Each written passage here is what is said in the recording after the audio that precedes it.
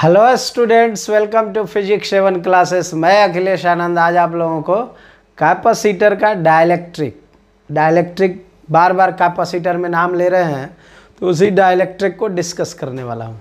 देखिए, basic dielectric में जो बात है पहले उसको सीखेंगे, फिर डाइलेक्ट्रिक के बिहेवियर, डाइलेक्ट्रिक के इफेक्ट क्या पड़ते हैं कैपेसिटर के ऊपर उसको देखेंगे। मेनली इसको बनाया ही इसलिए गया, इसका रिलेशनशिप जो भी है ना वो केवल कैपेसिटर से है। तो डाइलेक्ट्रिक के बारे में हम लोग सीखते हैं, एक तरह का एक मीडियम ही है लेकिन बिहेवियर अलग है, ठीक है ना। तो ऐसा नहीं समझेंगे कि जैसे मीडियम का बिहेवियर होता है उसी तरह का है। तो ये डाइलेक्ट्रिक एक्चुअल में है क्या, पहले उसको हम लोग समझ लेते हैं, ठीक है ना। और उसके बाद हम लोग देखेंगे डाइलेक्ट्रिक का टाइप कितना होता है, ठीक है। तो बेसिक बात आपको जानना ये है कि डाइलेक्ट्रिक जो है ना, वो काम क्या करता है, काम ही उसका डेफिनेशन हो जाएगा, है ना। तो आपको ये समझना है कि डाइलेक्ट्रिक एक्चुअल में एक ऐसा नॉन कंडक्टिव या कंडक्टिव भी कह सकते हैं मटेरियल है जो कि किसी कैपेसिटर के अंदर अगर उसको डाल दें in between the plates of the capacitor, तो उस कैपेसिटर का कैपेसिटी किसी भी वस्तु स्थिति में इनक्रेज कर देगा। मतलब ये हुआ कि कैपेसिटी या कैपेसिटेंस ऑफ कैपेसिटर को वो बढ़ा देगा। तो आप कह सकते हैं कि dielectric is a non conductive material such that which always increasing the capacity और कैपेसिटेंस ऑफ द कैपेसिटर। बात समझे? जैसे आप ये समझिए, सीधा सीधा बात कहते हैं, अगर मान लीजिए आप पर डे जितना आप खाना खाते हैं तो खाना खाने का आपका कैपेसिटी है ना, बात समझे, तो वो आपका नेचुरल कैपेसिटी हो गया। लेकिन किसी दिन आप जो है मान लीजिए खाना अधिक खा लिए, या कोई आप कह सकते हैं कि जैसे भांग वगैरह होली के दिन में पी लिए या फिर ड्रिंक वगैरह कर लिए, तो कैलकुलेट करने वाला जो ब्रेन का फ्यूज है ना वो लगभग क्या होता है, समाप्ति के तरफ रहता है। तो काउंट नहीं कर पाते हैं कि आप कितना खा लिए। तो 10 रोटी भी खा लेते हैं, अमूमन 4 रोटी आप खा रहे हैं। जिस दिन आपका ब्रेन जो है अनबैलेंसिंग मोड में है नहीं और आप ड्रंकी स्टेट में है या फिर भांग वगैरह पी लिए, तो मतलब हमारा ये हुआ कि उस दिन आप 10, 12, 15 रोटी खा गए। तो मतलब क्या हुआ, आपका कैपेसिटी का जो कैटलिस्ट था, मतलब वो कैपेसिटी बढ़ाने का जो कारण था वो क्या था। ऐसे तो ड्रिंक नहीं करना चाहिए दोस्त, ड्रिंक है बहुत ख़राब चीज़, बहुत लोगों को बर्बाद किया है ना। ये केवल समझने के पॉइंट ऑफ व्यू से कह रहे हैं कि भांग वगैरह ये सो है वो अलग पदार्थ है, इसको कभी सेवन नहीं करनी चाहिए। लेकिन मतलब ये हुआ कि कभी उस स्थिति में कोई व्यक्ति रहता है तो वो कितना अपना कैपेसिटी खाने का बढ़ा लेगा उसको खुद पता नहीं है। मतलब ये हुआ कि वहाँ ड्रिंक जो है वो उसके कैपेसिटी के कैटलिस्ट का काम किया, मतलब उसके कैपेसिटी को बढ़ाने का काम किया। तो आप ठीक उसी प्रकार समझेंगे कि डाइलेक्ट्रिक जो है एक मटेरियल है जो कि कैपेसिटी और कैपेसिटर के कैपेसिटेंस को क्या करता है, इनकरेज करता है। जैसे ही प्लेट्स ऑफ कैपेसिटर के बीच रखते हैं डाइलेक्ट्रिक को, उसके कैपेसिटी को बढ़ा देता है। तो यही बात यहाँ पर हम लिख देते हैं।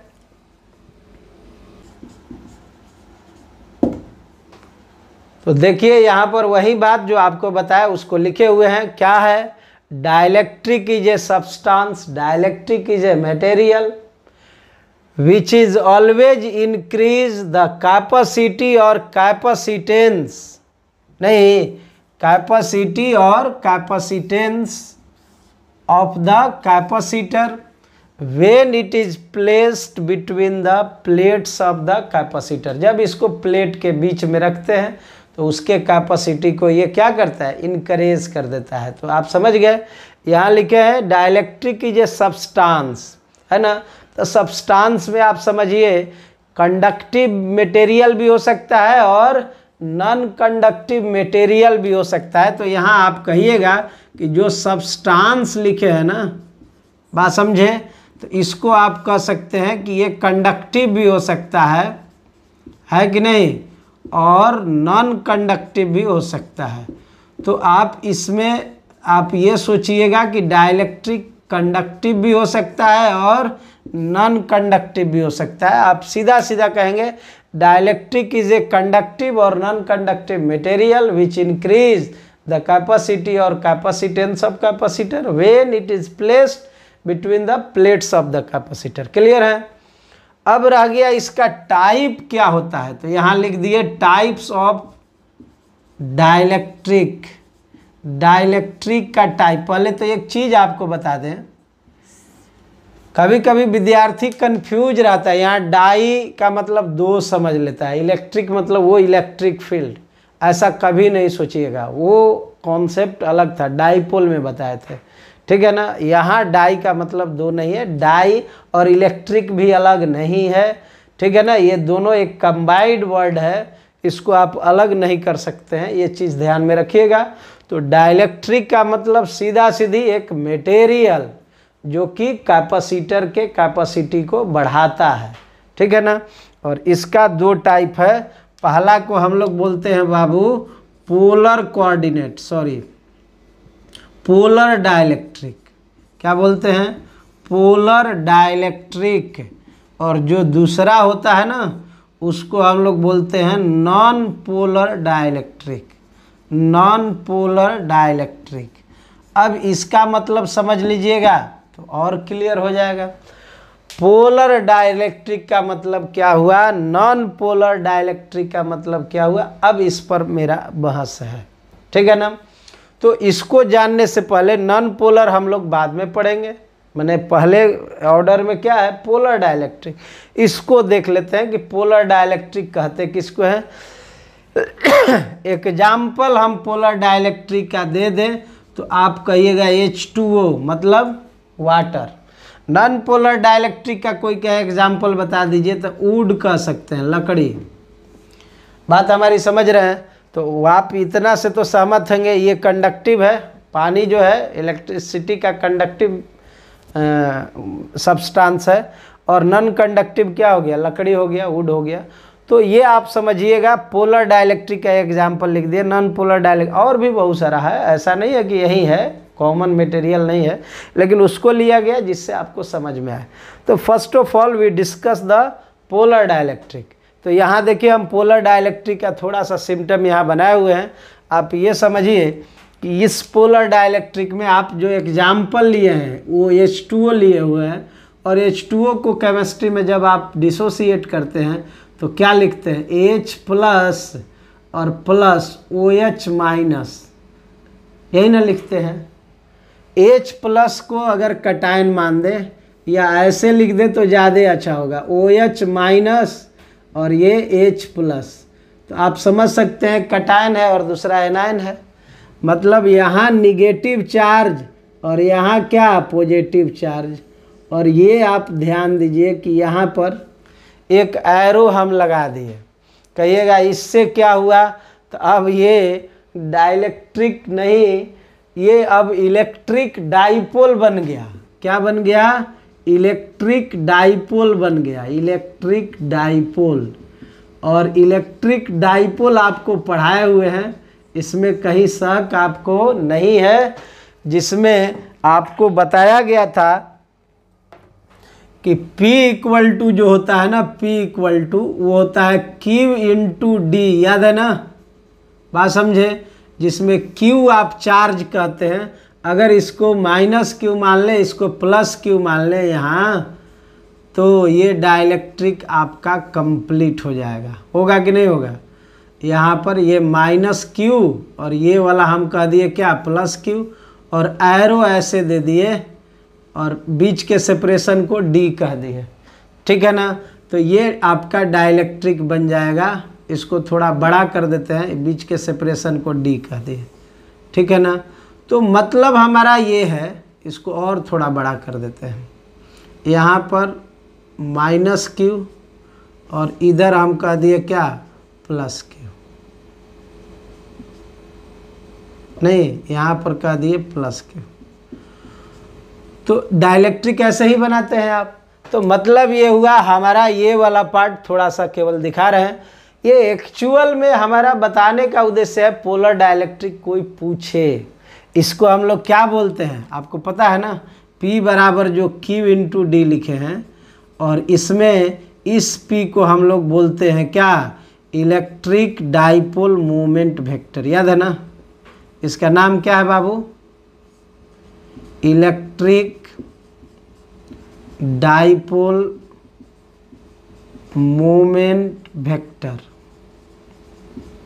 है कि नहीं, इलेक्ट्रिक डाइपोल मोमेंट वेक्टर।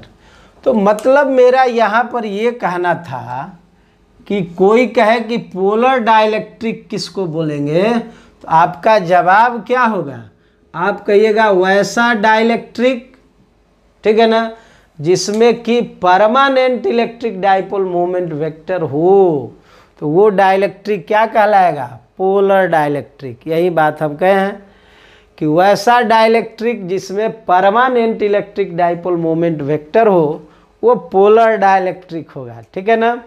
अब यहाँ एग्जाम्पल जो आप H2O लिए हुए हैं, देखिए एक कंटेनर में डाल दिए, अब ये कटायन और एनायन के फॉर्म में होगा, और आप देख सकते हैं इस पर किसी भी प्रकार का कोई बल का प्रयोग नहीं हो रहा है, मतलब फोर्स अप्लाई नहीं है। इसका मतलब ये हुआ कि ये डाइपोल मोमेंट वेक्टर का डायरेक्शन जो होगा वो रैंडम होगा, उसका डायरेक्शन एक लाइन में नहीं होगा, अलाइनमेंट नहीं होगा। कहिएगा क्यों, तो आप ये समझ रहे हैं कि जरूरी नहीं ना है कि माइनस यहाँ है प्लस यहाँ है तो अगला में भी माइनस यहीं रहे प्लस यहीं रहे, ऐसा नहीं है, ये घूम सकता है अपने स्वेच्छा के अनुसार। चूँकि पानी है और वो फ्री स्टेट में है, इसलिए इसके कटायन एनायन का कोई लोकलाइजेशन नहीं होगा, ठीक है ना। छोड़ देंगे तो इसका डाइपोल मोमेंट वेक्टर सब में बना, लेकिन वो सबके सब फ्री स्टेट में है।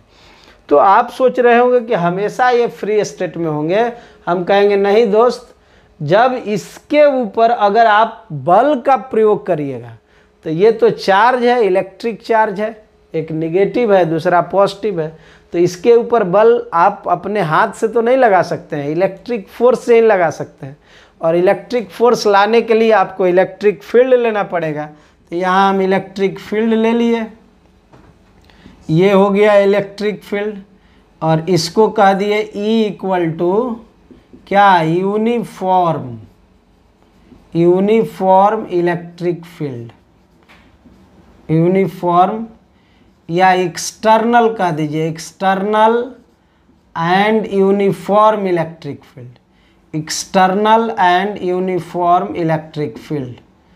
अब यहाँ से आप खुद विचार करिए कि ये जो एक्सटर्नल इलेक्ट्रिक फील्ड आप लगाए हैं यहाँ पर, ये एक्सटर्नल इलेक्ट्रिक फील्ड करेगा क्या, तो फील्ड का तो एक ही प्रश्न होता है ना कि F बराबर वो Q इंटू E लगाता है, और आपको पहले से बताए हैं कि अगर पॉजिटिव चार्ज रहा तो फील्ड का डायरेक्शन और फोर्स का डायरेक्शन दोनों सेम होगा, ठीक है ना। और अगर चार्ज नेगेटिव रहा तो फील्ड का डायरेक्शन अगर आगे है तो फोर्स का डायरेक्शन पीछे हो जाएगा, ऐसा आपको पता है, ठीक है ना। तो अब ये समझ लीजिए कि यहाँ पर जो चार्ज ऐसे था, देखिए पॉजिटिव वाला आगे को मान लेते हैं, नेगेटिव वाला पीछे को। अब ये पॉजिटिव वाला पर देखिए इलेक्ट्रिक फील्ड हमेशा पॉजिटिव से ओरिजिनेट होता है और नेगेटिव पर टर्मिनेट होता है, तो आप ये मान सकते हैं कि इधर पॉजिटिव है और इधर क्या है, नेगेटिव। तो सिचुएशन जो कह रहा है, या ऐसे भी समझिए आप पॉजिटिव निगेटिव नहीं भी मानते हैं तो आप इतना तो ज़रूर कह सकते हैं कि ये जो पॉजिटिव चार्ज है इस पर E जब लगेगा तो आगे की तरफ लगेगा फोर्स, और निगेटिव चार्ज वाला पर किधर लगेगा, पीछे की तरफ। तो देखिए ये वाला यहाँ पर हम दिखा रहे हैं, जो ये वाला ज्यों का त्यों यहाँ हम लिख दिए, क्योंकि पॉजिटिव पर आगे लग रहा था, निगेटिव पर पीछे। इसका हल क्या है, तो देखिए तो ये ऐसे है, तो पॉजिटिव वाला पर किधर फोर्स लगेगा, आगे की तरफ, निगेटिव वाला पर पीछे की तरफ।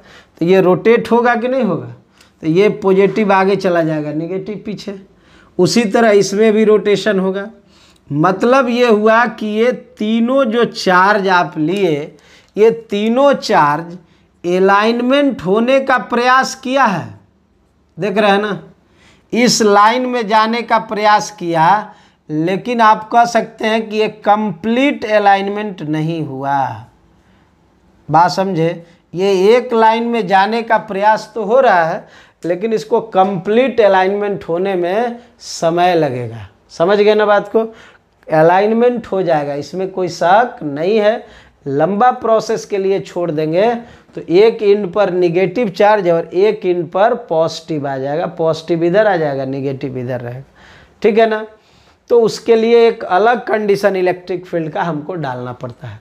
तो पहला सवाल ये कि पोलर डाइलेक्ट्रिक किसको कहते हैं, तो आपका जवाब क्या होगा, यहाँ लिख दे रहे हैं, एक लाइन में आपका हो जाएगा। यहाँ से कहिएगा if some molecules of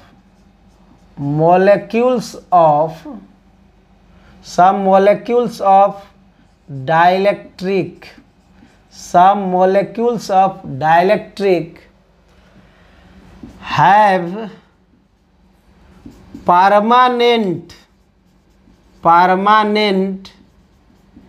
electric dipole moment vector, electric dipole moment vector, electric dipole moment vector मतलब ये कहे कि permanent electric dipole moment vector हो किसी डाइलेक्ट्रिक के पास, देन दैट डाइलेक्ट्रिक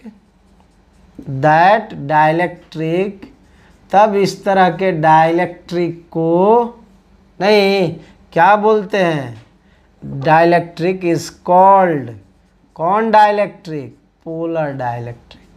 तब इस तरह के डाइलेक्ट्रिक को हम लोग बोलते हैं पोलर डाइलेक्ट्रिक। समझ गए?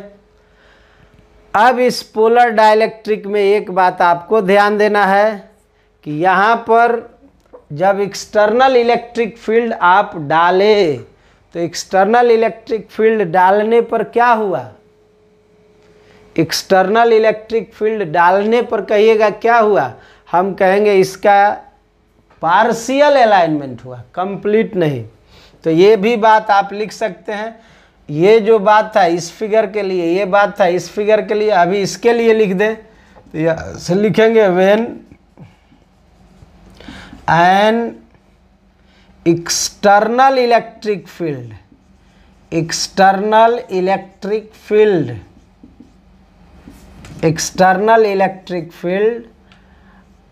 is apply on the dielectric, on the क्या हुआ, डाइलेक्ट्रिक, कौन dielectric, polar dielectric, on the dielectric,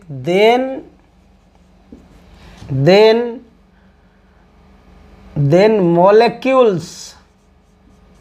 molecules is partially alignment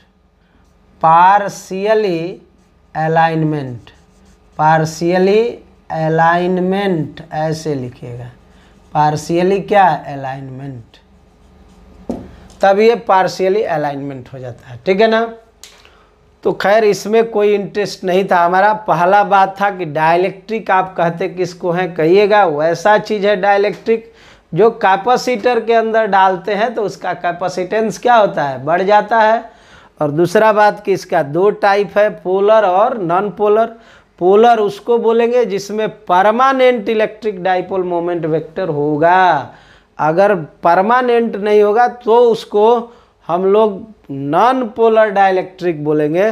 polar का डेफिनेशन हो गया, जब इलेक्ट्रिक फील्ड हम डालें तो इसका पार्शियल अलाइनमेंट को भी समझा दिए।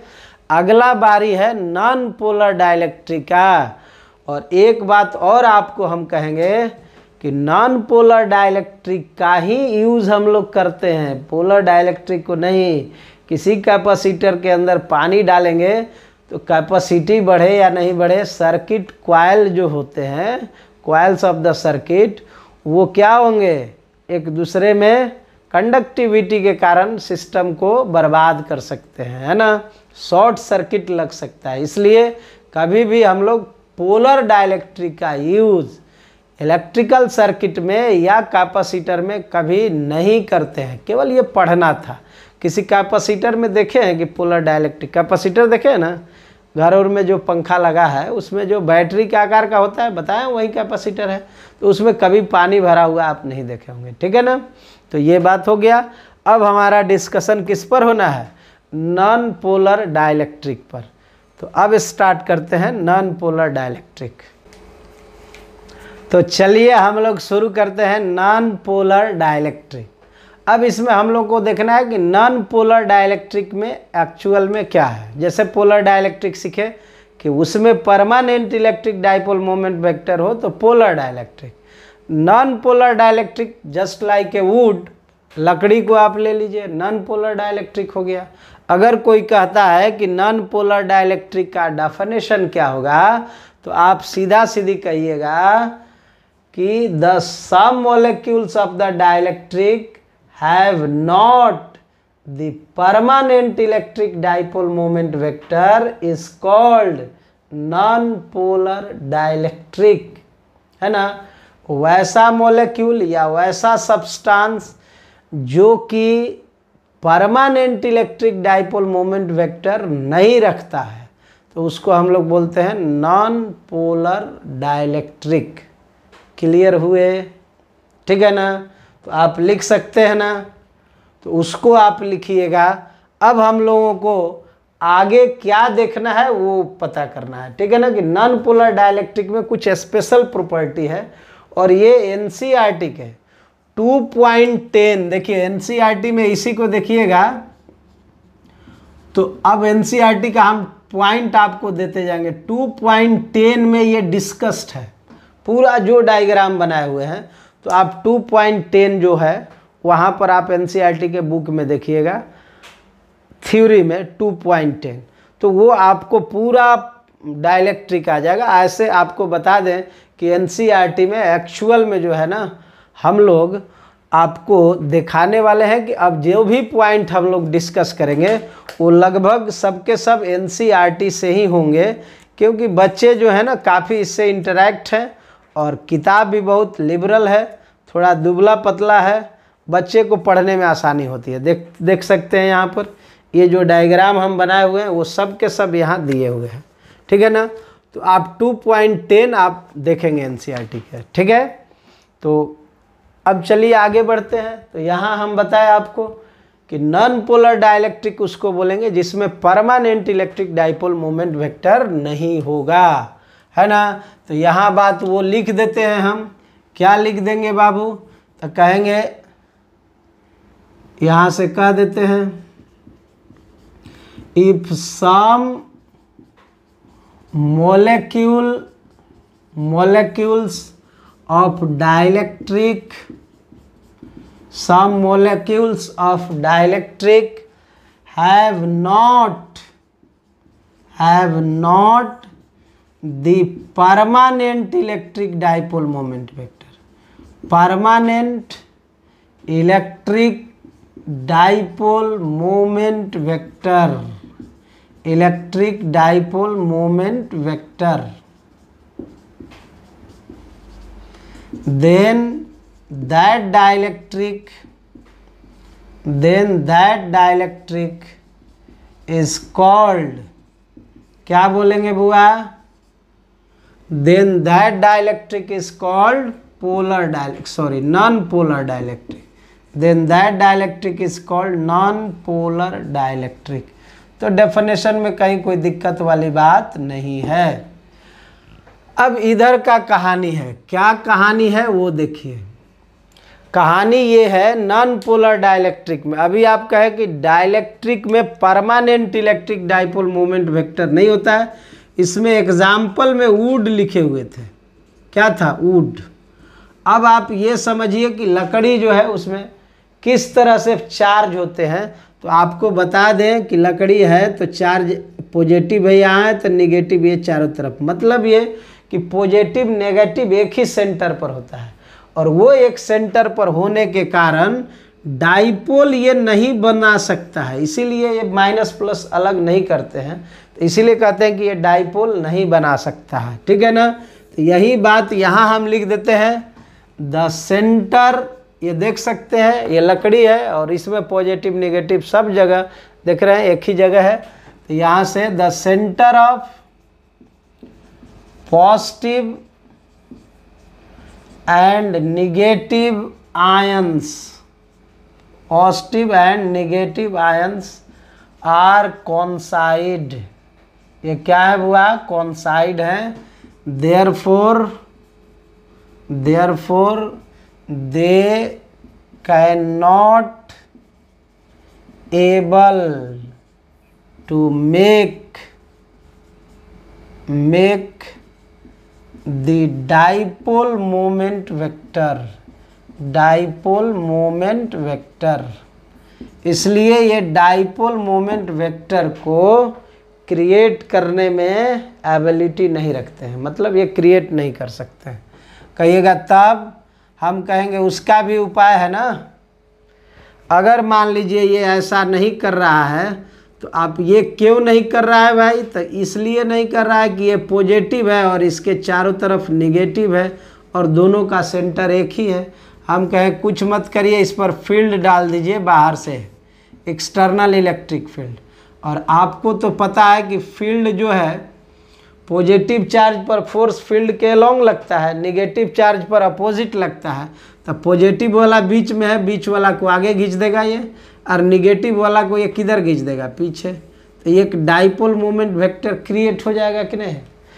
तो जैसे ही आप नॉन पोलर डाइलेक्ट्रिक को आप स्लैब के अंदर डालेंगे, पैरेलल प्लेट कैपेसिटर के अंदर डालेंगे, तो उसमें एक permanent electric dipole moment vector तो नहीं कह सकते हैं, लेकिन ये कह सकते हैं कि डाइपोल मोमेंट वेक्टर क्रिएट हो जाएगा, है ना।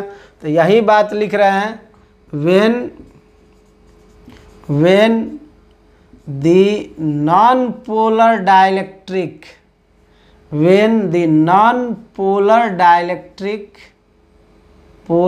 dielectric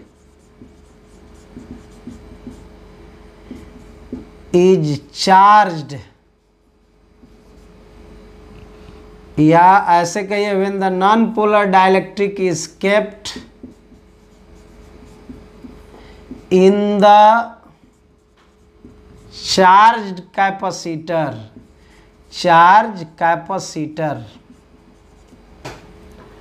ठीक है ना, then center of positive and negative ions is slightly separated,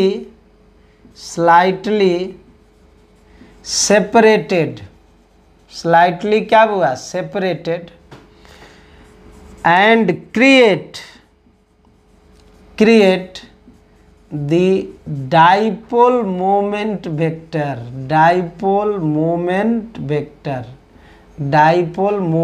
vector, तो ये बात हुआ कि ये जैसे ही इलेक्ट्रिक फील्ड के अंदर डालते हैं तो एक डाइपोल मोमेंट वेक्टर ये क्या करता है, क्रिएट कर देता है। समझ गए ना। तो अभी आप small value of the electric field via charge capacitor we have to apply on the dielectric, then the positive and negative charge is slightly separated, ठीक है ना, फ्रॉम द पेरेंट एटम। तो ये बहुत छोटा सा शिफ्टिंग हुआ तो ये डाइपोल मोमेंट वेक्टर क्रिएट कर लिया, बना दिया, पहले बात नहीं था। इस डाइपोल मोमेंट वेक्टर को आप यहाँ से सेपरेटेड, तो इसी डाइपोल मोमेंट वेक्टर को जो क्रिएट किया, जो बनाया, उसको हम लोग इंडक्शन भी कहते हैं कि यहाँ चार्ज पर इंडक्शन फोर्स लगने के कारण ऐसा सिचुएशन क्रिएट हो गया। तो इंडक्शन भी लिखा रहे तो यहाँ जैसे slightly separated and induced the dipole moment vector भी लिखा रहे तो कोई दिक्कत नहीं होना चाहिए, क्योंकि किताब है तो उसमें भाषा बदलते रहता है, ठीक है। तो अब कोई कहीं दिक्कत नहीं।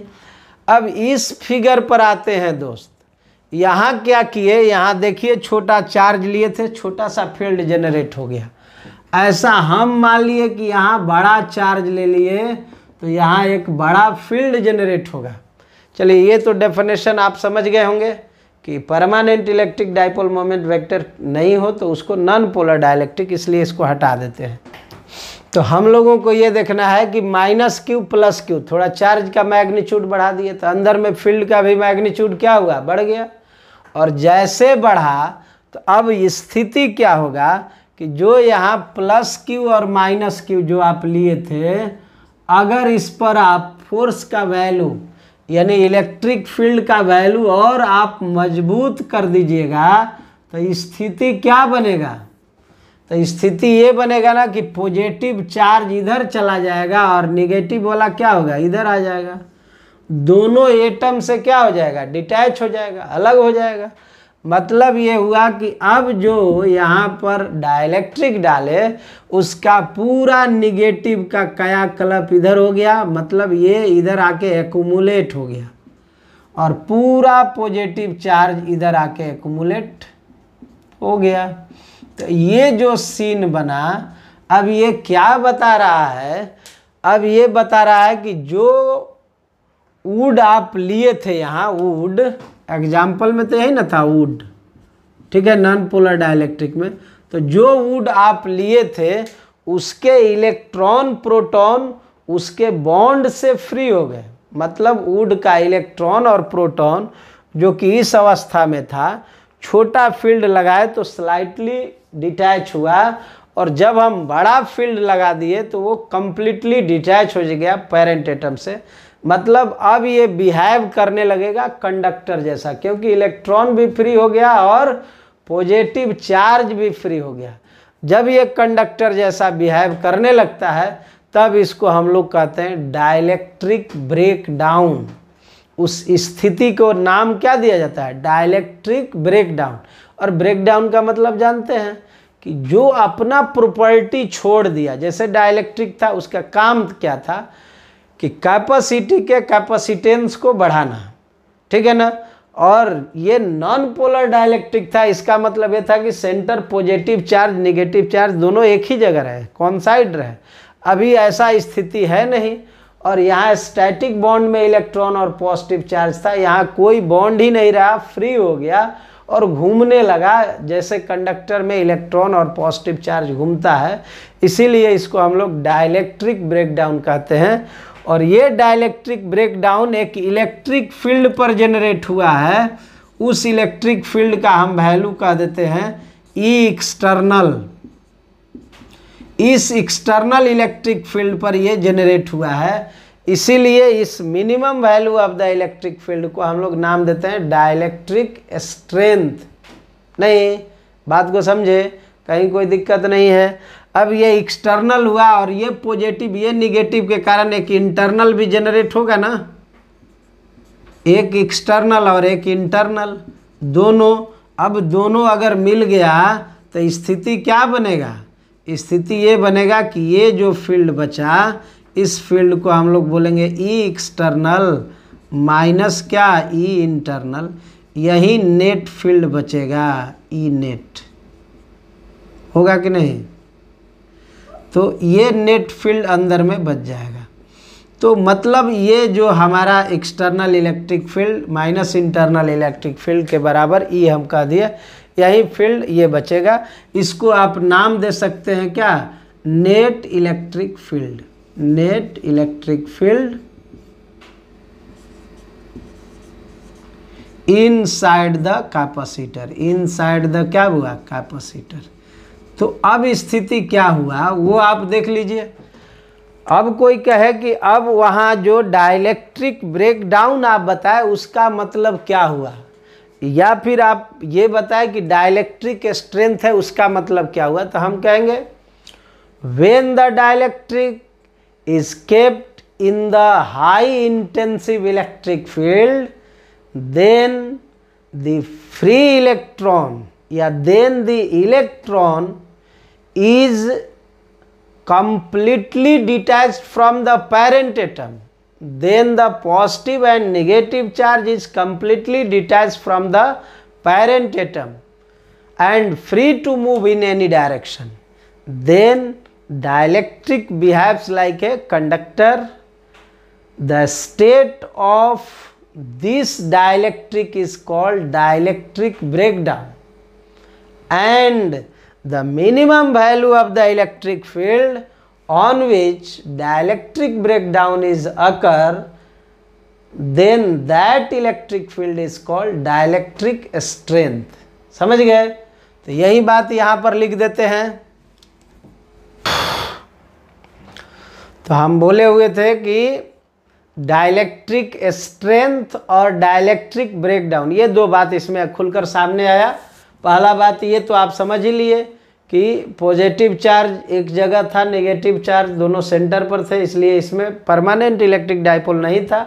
फील्ड के अंदर डाले तो आ गया, लेकिन ये small types of field you have to use on the dielectric.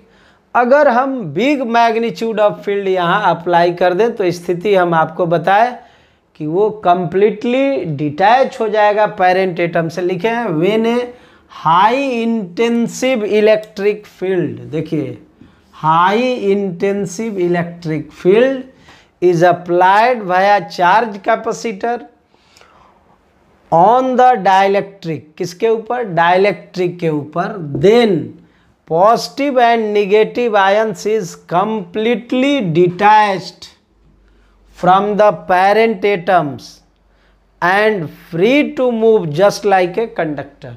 नहीं, आप ये समझिएगा डाइलेक्ट्रिक ब्रेकडाउन हो जाएगा, नॉन पोलर डाइलेक्ट्रिक, तो वो कंडक्टर ही बन जाएगा। ठीक है ना?